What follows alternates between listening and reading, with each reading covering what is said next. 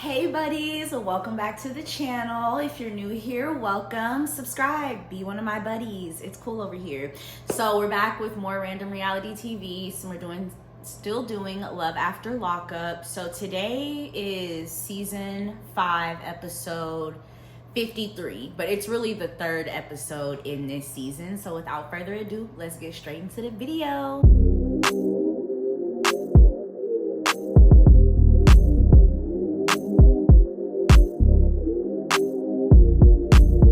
Remember late nights cruising and wasn't nothing to it. Flicking up the shit, we about to make a move. Okay, so the episode opens up with Tia and Rob. So remember in the last episode, I was telling y'all, like, Tia just gives, like, low-key insecure. She's got this daughter, which I just think is crazy to, like, bring an inmate that you've never met before in your house with your baby. But we already talked about that on the last review. So when this episode opens up, her and her sister and her sister's wife, because remember I told you that's how she met. Like, she met through her sister who's married to his cousin or some shit. Anyway, so she's like, I need to get some understanding, because what she heard from the sisters was one thing, but what Rob is telling her is a different thing. So she's like, I want everybody to come over. I'm gonna have Rob call and we're gonna get to the bottom of this. And you could just tell from, like, the sister, especially Stud Mommy, like, the look on her face. She's like, my name Minute and I ain't in it. Like, I don't want nothing to do with this. Like, and I ain't trying to get involved with y'all. You gonna get involved, I'm gonna knock your ass out too. Make a choice. Let's just get it understood. So Rob gets on the phone and he's like, I think this has all just been, like, a really big misunderstanding. Like, I'm gonna be, I think it's in Brooklyn at the place with the friend of a friend, the homeboy's girlfriend's house or whatever. I guess it's, the girl has an apartment and she subleases the apartment, and the girl's boyfriend is friends with Rob. Hold on, let me think. Okay. So that's how this whole living situation came to be. So he says on the phone, like, she sublets the apartment, she's not even gonna be there, I'm gonna be there for 3 to 6 months, and that's it. Her sister looks irritated by the whole situation. It's almost giving they know something that we don't know yet. And Rob keeps alluding to, like, when they show the teasers, like, there's some things that Tia doesn't know yet. I don't trust Rob just because I can look at him and tell, like, he looks like a fun time, but he's not giving husband material. So anyway, Tia's sister and the wife, Stud Mommy, they both just looking like, this some bull and it's not gonna end well. That's just the vibes I'm getting from their faces. But you know, they edit the stuff weird. So anyway, then she asked him, like, before he gets off the phone in front of her sister and the wife, am I your #1 girl? Daddy? Am I your baby? And first of all, ew. Ew. Like, ma'am, girl, all the girls on this show is just like, y'all are just a disgrace to the womanhood, the sisterhood at this point. But anyway, she's like, am I your #1 girl? And Stud Mommy and the sister is just looking like, what the fuck? And then Rob, he doesn't even answer it directly. He just kind of, like, hems and haws around it, and you know, it's me and you and whoop-de-whoop. But just the fact that you even have to ask a man, are you his #1 girl? Like, It's upsetting me and my homegirl because we feel like, well, damn. What? That just implies that there's other girls. And I feel like Kaylee asked that to the other dude later in the episode too. I can't really remember, but anyway, that was that scene. So then later in the episode, she goes to meet up with her granny. This scene was really kind of boring. Her granny is just like, why are you dating an inmate? Like, what's to you? And it comes out in the scene with her granny that she doesn't have a relationship with her dad, which is like, surprise, surprise. Surprise, surprise. Because your behavior with this man is given, like, it's just sad all the way around. So, yeah, she's talking with her granny. She says that, when she's talking about not having a relationship with her dad, she also speaks to the fact that she looks just like her dad, and she says, like, that really annoys me. So that gives me, like, a feeling like, does she have a little bit of self-hate there too? Because she looks like her dad, but her dad hasn't been around. I think she said the last time she seen him, she was like 9. And it just made me really sad, and it's really just evident how like a lack of a good male figure in your life can lead you to do things that like look like you don't love yourself. Because Tia is a pretty girl, like she's pretty, she does her makeup and her hair nice, like she could get a man that's not in prison. Now he might not be as fine as Rob, but it's giving Rob finna break her heart, so it's like, you know, saying like he better act right because I told my granny. Like, girl, wait, he don't care if you told God. Like, I feel like these women do this like, oh, well, I told my kids about you, so now you have to act right. Or I told my parents about you, so how could you do this to me now? It's like, girl, you chose to tell your parents about this stupid ass shit you doing. Like, that ain't got nothing to do with them. So I feel like they use that as a way to like later guilt trip them in when they don't act right, because, well, I don't know. So anyway, that was Rob and Tia for this episode. Let's go on to the next couple. So the next scene opens up with Kate, Hunter, and Kaylee. And I honestly think that they're gonna be like my favorite this season, just because who don't love a good throuple? You know what I mean? It's juicy. It's not gonna end well. But it's provocative.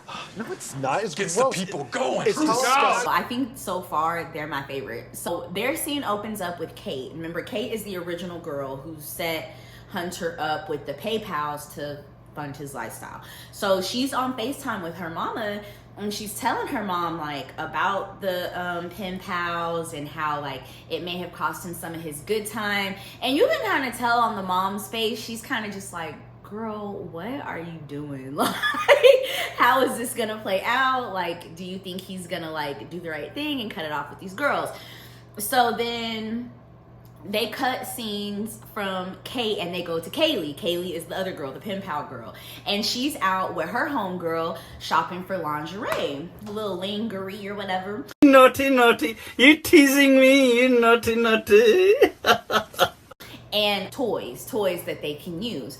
So she's telling her homegirl how she's engaged and she's just so looking forward to Hunter coming home. And her homegirl looking at her like how they all look at them every season, every homegirl. It's the same, like, are you sure about this? Like, why are you doing this? Like, that's not your nigga. That's not your nigga. That's not your nigga. she's telling the girl that she's engaged. She's telling her how much money she spent on him, which I don't know, like the lack of shame. If I was going outside like that, I'm telling my friends. But shh, don't tell nobody. Like if I'm supporting a man and just doing low self-esteem behavior, I'm not gonna tell my friends about it. So anyway, she's telling the homegirl about like how she supports, you know, his food needs for the most part, and that she makes sure she keeps money on the phone so that he can text her and call her whenever he wants.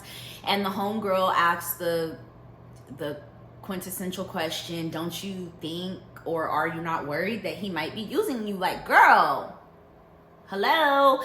And so she's like, no, you know, this is just what I'm doing to be there for him. So she tells in her confessional, she says that she's spending $500 a month just for texting. So just for the package for him to text and call, and I guess however she was sending spicy videos that got him caught up, that's $500. So they're just walking around the toy store, and she's looking for a toy that like matches Hunter's, like looks like him. They're real into like pretending like he's in the free world. It's kind of weird, but whatever, floats your boat.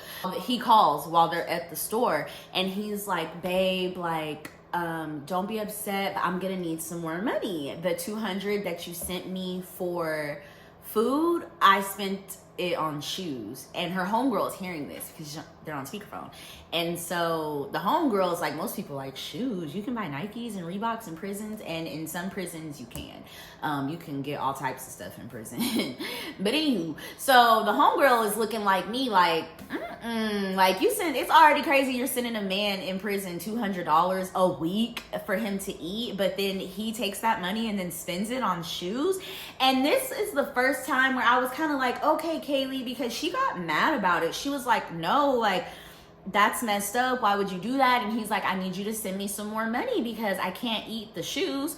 which is like the audacity, these niggas and the audacity that these men have is just, cause what?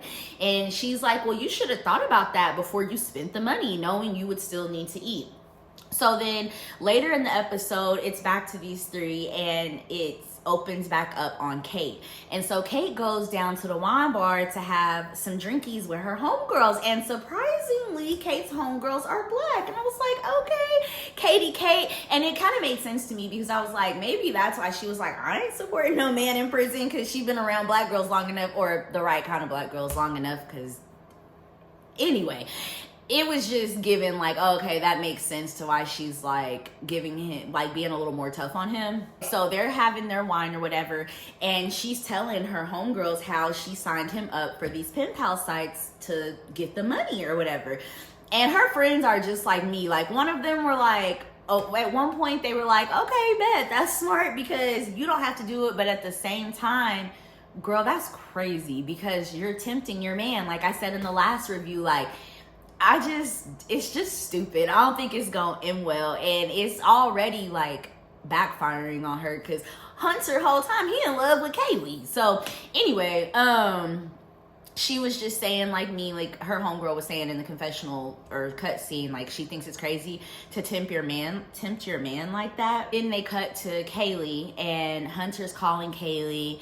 He apologizes because she's still clearly upset about the shoes, and like she makes it known to him, and he apologizes and was like, you know, I shouldn't have did that. And he confesses his love to her and apologizes, does some more jail talk BS. Then it goes to Hunter's confessional, and he kind of does a compare and contrast from Kate and Kaylee. And so he says Kate is more his physical type. Kate is what the girls he usually dates look like, you know, which I could see that. Kate is cute. She's got her body together because she's a yoga instructor. I don't know if I said that in the introductory episode review, whatever, woo wham. But anyway, Kate is more his physical type, but Kaylee is more his overall type. He said that Kaylee has a more childish, fun, free-spirited nature about her, and he likes that more. Whereas Kate got rules. Like I said in the last one, he hasn't proposed to Kate because Kate ain't going for it. She's not finna just let you run game on her. She's not about to just marry you when you come home from prison and take care of you. That's why he said he proposed to Kaylee, because she got money, and Kate would have made him wait and prove himself for a year before she would have accepted a proposal from him. So I think it's interesting. Like, women, we might need to start being a smidge more like these men, because he's just being so honest and open about it. Like, yeah, I like this one because of X, Y, and Z, and I like this one because of C, D, and E, but he knows that they're both gonna see this, and he don't care, which is just crazy to me. So yeah, let's go to the next couple. Sam and Crazy Crystal. Crystal just I don't know, she clearly is thrown off because she slid her ex across the forehead, but she just, something about her. I'm intrigued by them too. They might be my second, like, keep my eye on couple for this season, because it's something to Crystal and I don't know what it is. But anyway, so their scene opens up. He's buying groceries in case she gets paroled. Oh, like, what? Him and Kaylee both throwed off. Like, last episode, she cooking a pot roast, talking about, look, babe, they weren't even on FaceTime. She was like, I got off, I made you pot roast, like, delulu. So then he buying groceries in case she gets paroled. Remember, I told y'all, this girl slit somebody across the forehead, and she's not up for release until 2027, I think, or 2031, 2030 something. I'm thinking about Donnie and them. So it's just like, they delusional. So he's buying groceries in case she gets paroled, which I don't think Crystal gonna get paroled. She throw it off. Realistically, probably isn't gonna come home until her release date, which is in 2031. So it's like, sir, why is you buying groceries for... Anyway, and so she's on the phone and she's mad at him because he didn't get the refrigerator that she wanted. It's like, ma'am, you are in prison. What are you talking about? Bitch, you proud. Shut up. And he's like, well, And I guess he lied about it. He just told her that he got the fridge that she wanted because it's like, you ain't here, you don't, why does it matter? You know what I mean? And he's a guy, he's 29 and he's an EMT. So he's probably not needing a large amount of refrigeration space. So he just got a little dorm room, and I don't blame him. I almost got me a little dorm room refrigerator when I moved here. My mom was like, no, that's ghetto. Oh, not a white refrigerator. Girl, please put your shoes on. Let's go find you a home, honey. Ooh. So she got me like a fridge as a housewarming gift. But I would be over there just like Sam with my little refrigerator on the countertop because fridges are expensive, and if you don't need it like that, then why get it? Obviously, I needed one eventually because I like to cook a lot and stuff, if you can't tell. But anyway, I'm on a whole nother tangent now. So she's like beating up on him about not getting the right refrigerator, and she's like, it's really just the principle. Like, are you gonna lie about other things if you'll lie about a refrigerator? But in the teasers and like this season on clips, they keep alluding to the fact that she has a secret that he doesn't know too. And then she says later in the scene that like she's low-key like gay for the stay. Are you a homosexual? So she's in there having fun with girls, but she won't even have a little phone time, little smexy time with Sam. And he's spending like all this money on her, paying for her to binge watch shows, buying her grandmama groceries. And speaking of that, I was watching Keto Rose's review. Shout out to Keto Rose. I love her content. Y'all go watch her. And she said that in the first episode or second episode, whenever Sam was over there with Miss Rita, Crystal's grandmama, that he said something about, well, I can't sleep with Crystal, so I might as well try to get with her grandma. I missed that. Did y'all catch that? I'm about to go back and rewatch that scene from that episode because I did not catch that. And when she was talking about it on her review, I was like, wait. But anyway, so then later in the episode, they have another scene and his buddy comes to visit him. And they're just, you know, doing guy stuff. They go, I think, shoot some pool and have some drinks or whatever. And he's telling his homeboy, like, I haven't had no sexy time in 4 years. I haven't had no sex!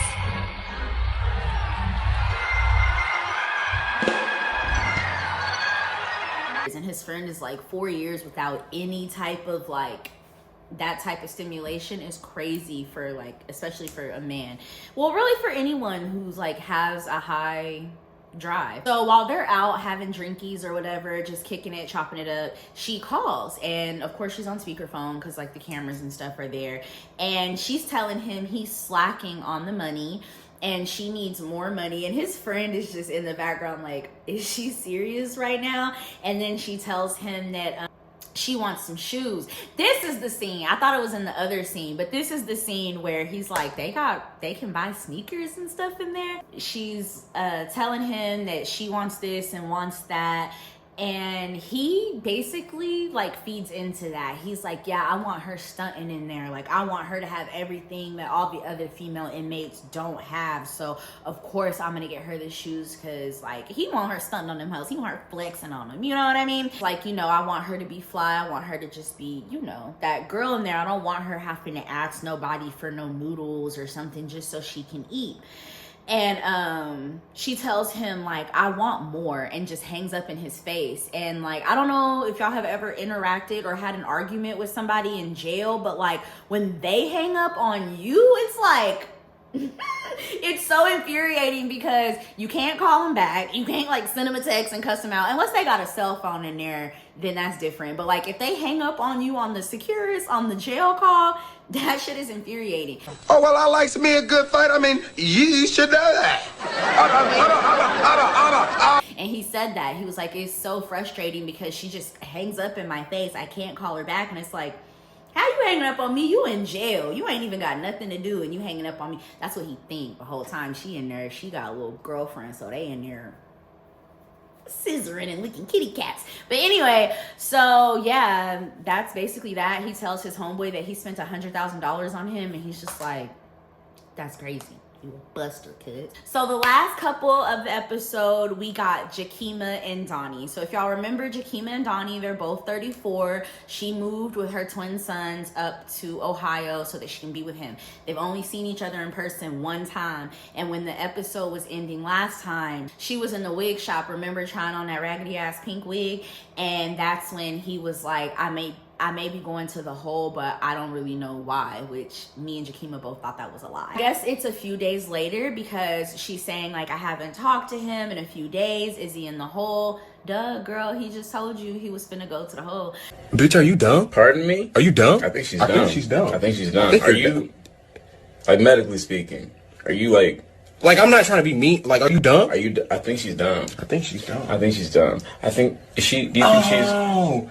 She's dumb. So she meets with his sister, and her and the sister like meet up at like, it looks like a bounce around, like where they have the indoor trampoline stuff and arcade games. So her sister has a child that's around the same age as her twins, and so they're like running around playing, and her and the sister are just sitting down chopping it up. And she's like, have you heard from him? And the sister's like, I haven't heard from him either. But like I told you on the last episode, when you go to the hole, you only get like one phone call a week, and they have to choose like who they're gonna call with that one phone call. So it's only been a few days, so he probably hadn't had a chance to call anybody yet.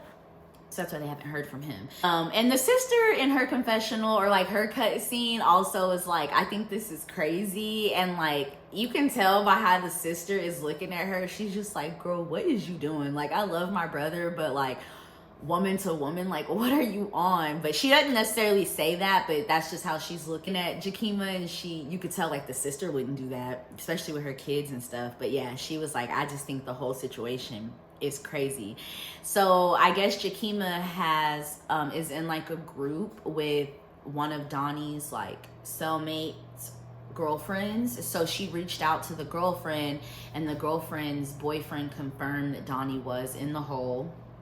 So now she's wondering, like, how is he really getting his money? What did he go to the hole for? Like, is he in there selling stuff and doing stuff? Like, where is he getting his money from? And she's just so big on this, like, I don't want to be with the street dude. But it's like, you're dating a dude that's in prison. It just is so, like, special.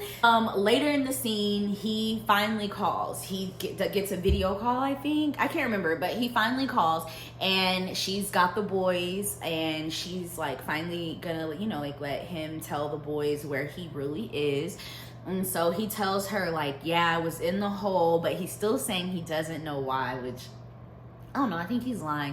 You ain't got to lie, Craig. You ain't got to lie. He did something. Maybe he was smashing a CO, or something that he did to get him put in the hole would piss her off. Because like, just tell her if you got in a fight or something like that, like she would understand, you know what I mean? Just let her know what happened. But whatever he did to get in there is something that is gonna irritate her. That's why he's not telling her, because it doesn't make sense. So anyway, he talks to the kids. Y'all, the kids call this man daddy. This is in poor taste, Peter. You're starting to piss me off. You're starting to piss me off! She only met the nigga one time. Like, I just want all the women with the kids on this show to just stop it. Stop it right now. And they're like, Daddy, where are you? And he finally tells them, like, I'm in jail. I'm in prison. I did something bad. I was selling narcotics, and that's why I got in trouble. And he tells the boys, like, you should never do stuff like that, blah blah blah blah blah. And she just slow. She's slow too. She touched in the head. She's talking about Donnie's just such a great father, and he's always gonna be a great dad and be their dad no matter what forever. And it's like, first of all, that's not their dad. Shut up. Second of all, he don't know them and they don't know him. Third of all, how is he a great dad from prison? Because he sends you money and pays for stuff. Like, these women are thrown off. I think like this is another instance of like what I was talking about earlier, of using your kids or the bond with the kids or the grandma as another way to manipulate and guilt trip them when they inevitably get home from prison and start doing them because they've been locked up. It's like a caged animal and you let them free and they're like, come home and be a dad and don't be yourself and don't, you know what I mean? Like, it's just so unrealistic. There is some who do that. Like, last season, Rob and Teenie, he came home, he a good man. Rob actually kind of fine. She did her shit with that one. I don't know. I just feel like it's just a way, like a fake way to guilt trip them later when they start acting up and not doing what you want. Like, a lot of these people, I also feel like it don't just be the low self-esteem making them want to be with prisoners. It's the control, because they're in prison. You know where they are all the time. There's only so much they can do. They can still cheat on you and still lie to you, but like, it's in a controlled environment. But then when they get out in the free world and want to like live their life and be their own people, it's always an issue with the person that was free the whole time. Like, oh, well, they're just doing this and doing that. Yeah, because they're not in prison no more. Crazy. And half the time they didn't even really want to be with you for real. They just needed the money because they're in prison. Duh. And everything's super high. Like a pack of noodles that we would buy at the store for like, I don't know, they used to be like 10 cents. Everything's super high now and I don't eat noodles anymore. But in jail, that 10-cent pack of noodles, it might be like $1. It might be $2, which doesn't seem like a lot, but that's a lot. That's a huge markup. Oh, then he also tells her that he might be moving prisons. And she's like, what? What do you mean you might be moving prisons? Because mind you, whole time she moved with her kids up there just to be closer to the prison that he's at so that she could go visit him more. So I don't know, right when he told her that and then told her he wasn't sure, he seemed to not know a lot. The security lady was like, you have 1 minute remaining, and the episode ends right there. So that was this episode of Love After Lockup, you guys. I hope y'all liked it. Please like, comment, let me know what you think down below in the comment section. And yeah, I'll be back with more. Long live Jordan. I love y'all. Bye.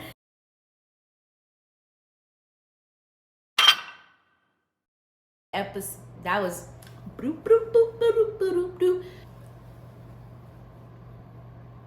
it's Kate, Hunter. Sorry, I'm shaking the table. Kate, not trying to rhyme, but yeah. Kate talking to her mom on FaceTime.